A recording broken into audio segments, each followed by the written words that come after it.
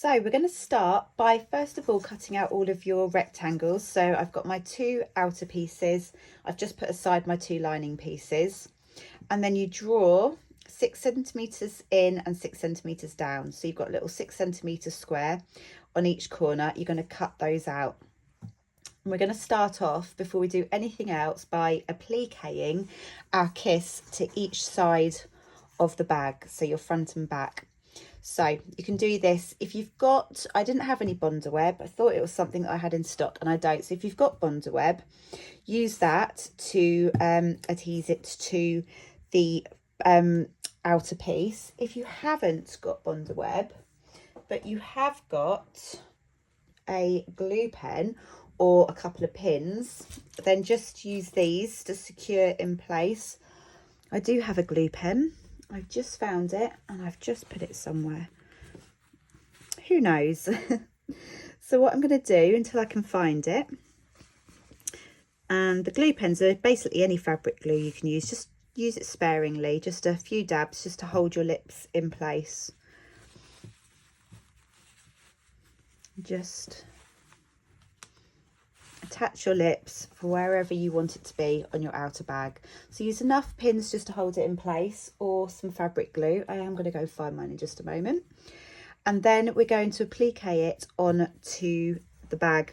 Now when I do this, I usually use a blanket stitch, but I don't know, I think my lips need a zigzag, something a little bit edgier. I think a blanket stitch is a bit twee for this. So we'll do the applique, go away and do that, and then we'll meet back at the sewing machine. So you might want to have a play around with the stitch before you applique the piece onto your outer fabric. I tried a few different lengths and widths. I've gone with a length of 4. I think that's 4 millimeters, and 1.5 distance between each stitch. So it gives me a longer stitch but narrower. So I'm going to start off, I'm going to start at the corner.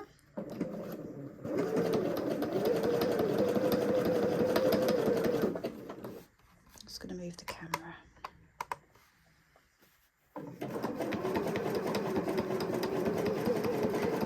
So whilst I'm doing this, I'm just trying to keep the right hand side of the stitch running along with the edge of the appliqued shape.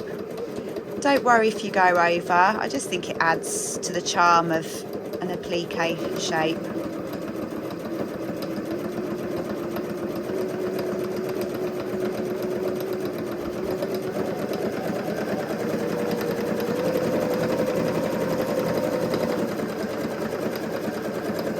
Although, just to say, take it nice and slowly if you're unsure about following a shape. I have done this quite a few times, so I'm quite used to manoeuvring around the various different shapes.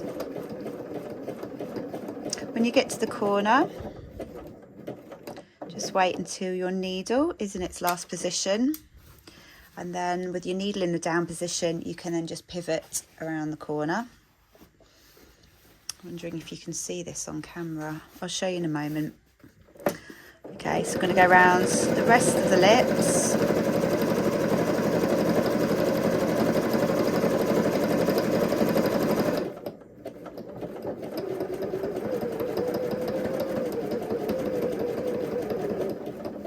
Take it slowly around the curves.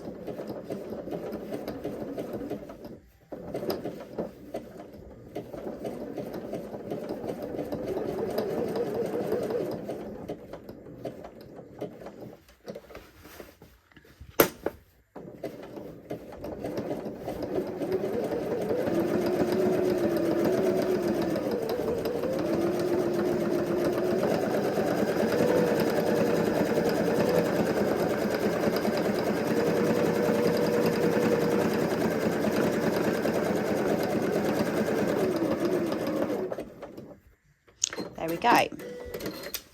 Okay, see if you can see this on the camera. I've chosen a slightly darker thread to my fabric, so I didn't want it completely standing out, but I did want it to show a little bit. I think you can see it just there on the right.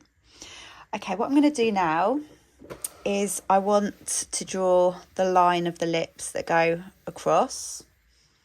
So I'm just going to get another erasable pen. Okay, I've never known myself be so tidy. I keep tidying everything away. Right. So I'm going to just draw a line from one side, just a little bit of a bump there. I think there's always a natural bump into the lips. There we go. And I'm going to use a long stitch on my machine. You can either free motion this. If you've never done free motion embroidery before, I think I might introduce that into one of our bags, because it is a fun way to add texture and design to things such as this. But for now, I'm just going to use a straight stitch, but I'm going to make a longer straight stitch, probably about 4. And I'm just going to follow that line. I'm going to do one and then go back on it and see then how it looks.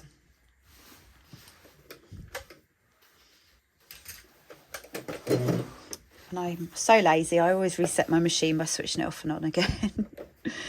Okay, so let's turn that stitch length up to 4.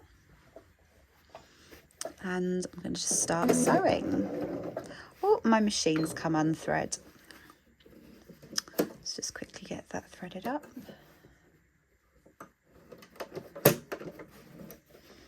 Okay, let's start again.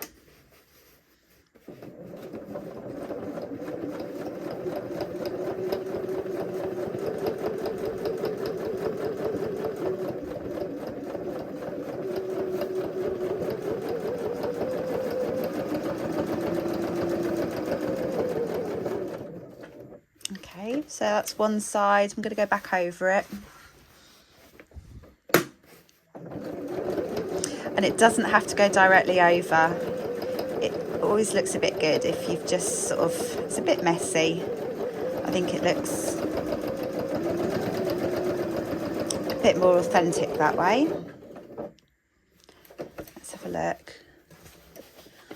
I'm going to go back over it one more time.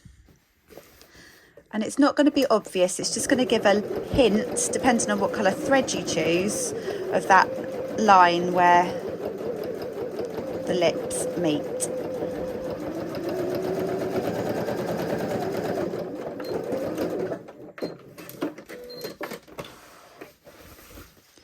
Here we go.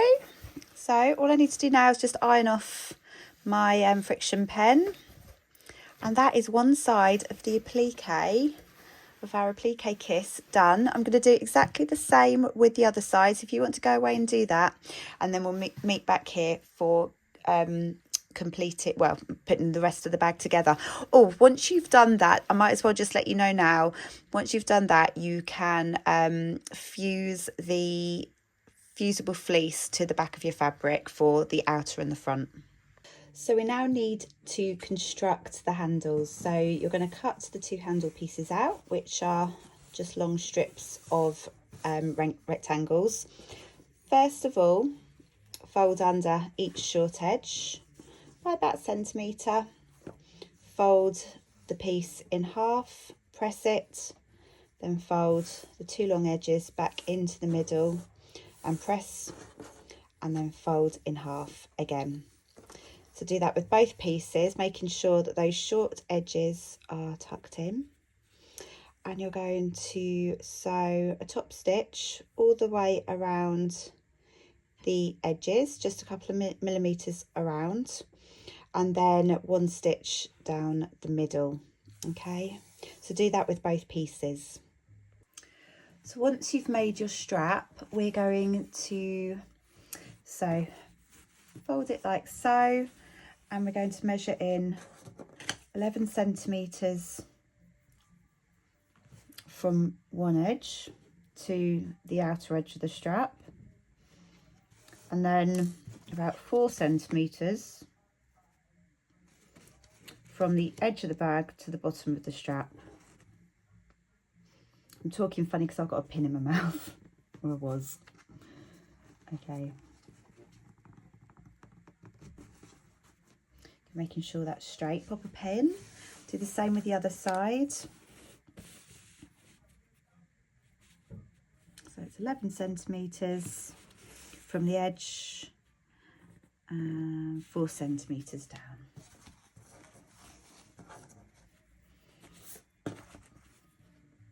Pop a pin. Now we're going to sew these in place using a box, like a box shape.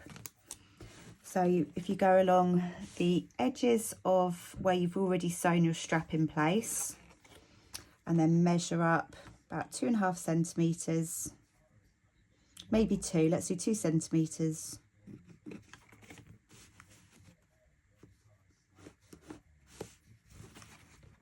And if you need to, if you feel comfortable sewing this in place without drawing a line, then go ahead.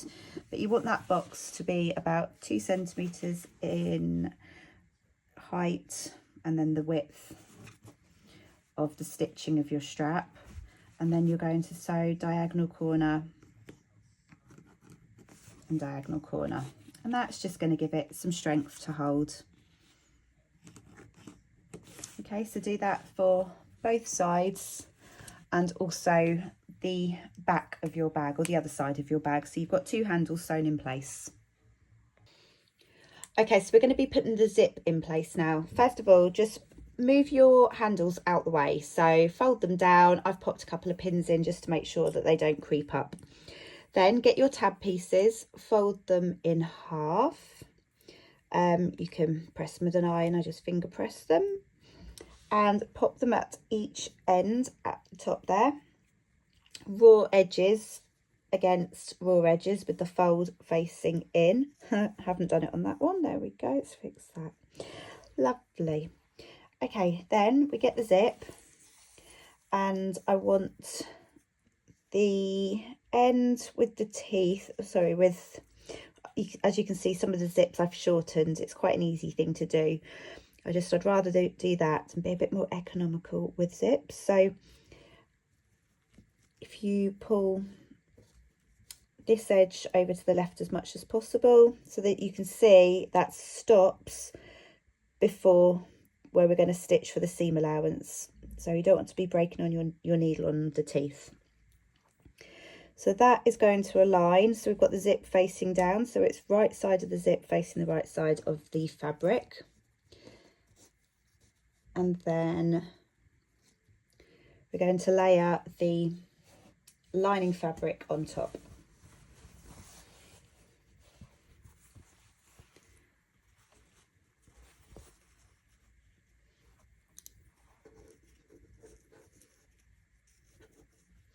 Okay, so just make sure I'm using clips to hold it all together, because it's a bit easier when you've got thicker layers. And make sure that the raw edges are all aligned.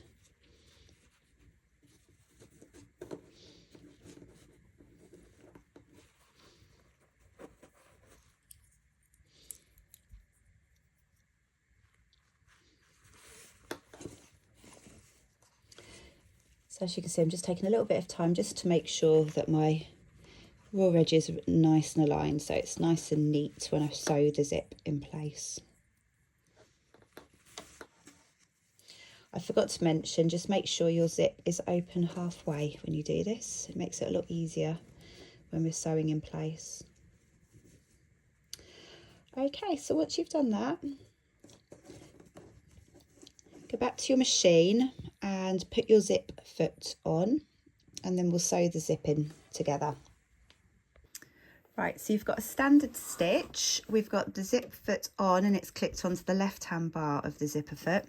And you want to be aiming to sew halfway between the edge of the zip and the raw edge of your project. So just work out where that is.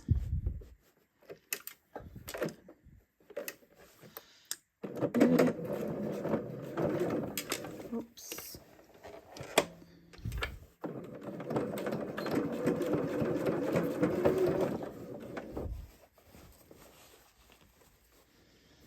So just being careful as you go along, trying to keep a nice straight stitch.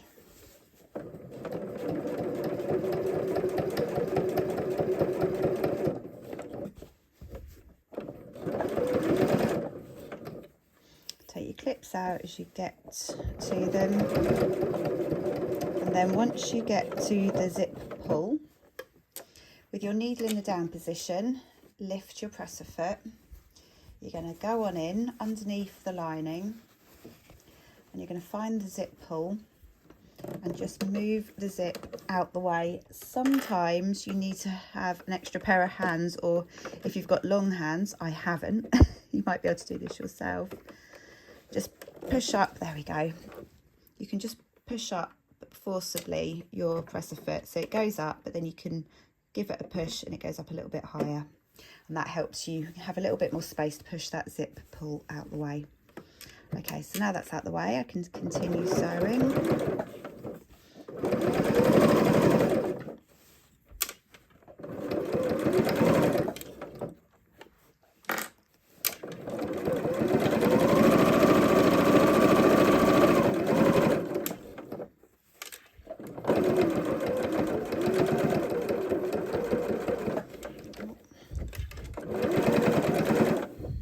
Hoping this is nice and straight once I finish this, so I can show you a nice straight zip that's been put in.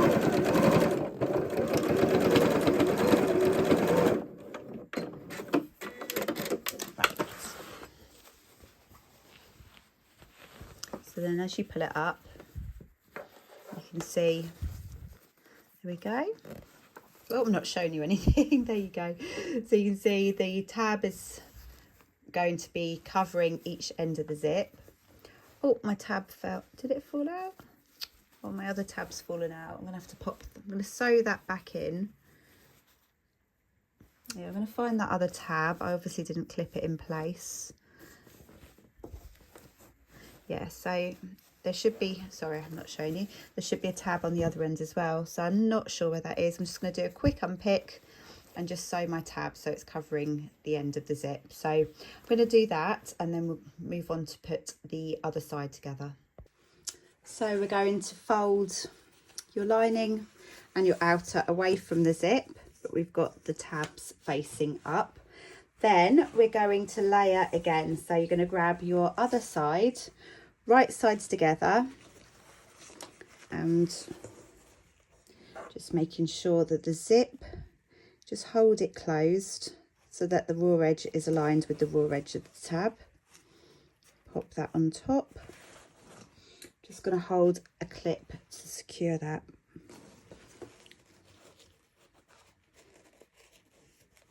Okay, so once you've done that, I'm going to pop a couple of clips here just to hold these in place.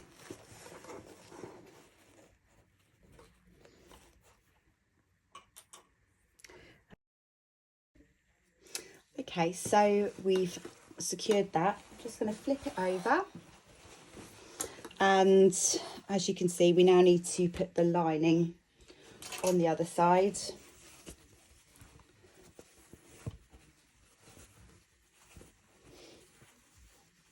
Oh, wrong way round, there we go.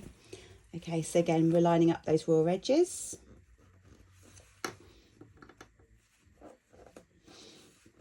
Don't know if you can tell, the light's different. My phone died last night when I was filming, so I gave up. Thought I'd wait till the morning. There we go. Just get a couple more. Okay, so you're going to do exactly the same thing. Sew the zip in place and making sure you pivot or you lift the presser foot to get round the zip, and go away and do that, and then we'll meet back here to look at the top stitching. Once you've sewn your zip in place, move the lining away from each side, give it a press on the back and give it a press on the front to move the lining. If you want to, you can try and get a top stitch in place. It might be tricky with the handles. I've decided not to. Now the next bit, I'm just going to move to the floor where I've got a little bit more space to show you. Okay, we've gone into portrait mode for this so I can fit it all in. So what you need to do is pull your outer pieces out so that they're facing each other. Oops, excuse my head. And your lining pieces out so they're facing each other. Line up all your raw edges, and the first thing you're going to do is sew Okay, we've gone into portrait mode so I can fit everything in. Please excuse the state of my carpet. It's my craft room.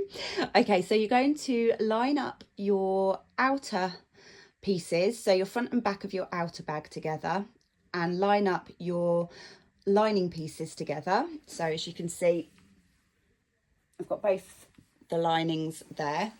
You're going to sew only the straight side edges and the short top and bottom, leaving the cut out corners. But on the lining, you want to leave a gap. So just pop a couple of clips or pins, because that's going to be our gap for turning through in just a moment. So go away and do that, and then we'll meet back at the table. Once you've sewn your top and your bottom of your two sides, we're going to create the boxy bottom by pulling out your corners. And it's usually best if you put one seam going one way, one the other. Just line up those seams, and we're going to create a straight edge by doing that. So sew across there. Do the same with all four corners, then you can trim the seam allowance. Okay, so once you've done all your corners and you've got your flat bottoms, you can press the seams. We're going to pull everything through the hole in the bottom. As always, I've probably left the smallest hole in the world. Just open up your zip as well if you haven't done that. That's quite handy. Let's not make things even harder for ourselves. Okay.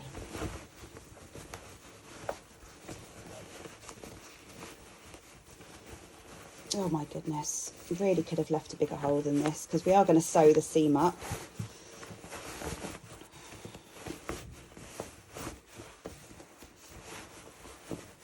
Here it comes.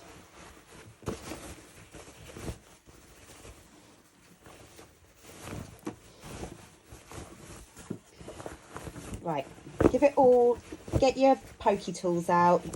Give it all the corners a good push. Pull your lining out. Again, give your corners a good push out. And sew up that gap in the lining so you're not losing all your bits. You can see that I've unpicked here because I forgot to leave a gap in the lining. Did anyone else do that, or was it just me? It's always me. I always do that. Get carried away. It's a note to self. Don't sew when in a hurry, because mistakes happen. But who's never in a hurry? I'm always in a hurry. Okay, there we go. So I'm going to sew that hole up once I've pushed out all my corners. So, and then you can push the lining all the way inside and give your bag a really good press. There you go. Once you've finished stuffing everything in, you've got your lovely zipped up shoulder kiss bag. And I thought I would make this because when I go to work, I take so much with me. My lunch, umbrella, makeup bag. I like my little handbag, but then I also like a shoulder bag to shove everything in. I need to give it a better press, but there we go. I hope you enjoyed this project, and I hope you enjoyed the art of applique. See you next week. Bye.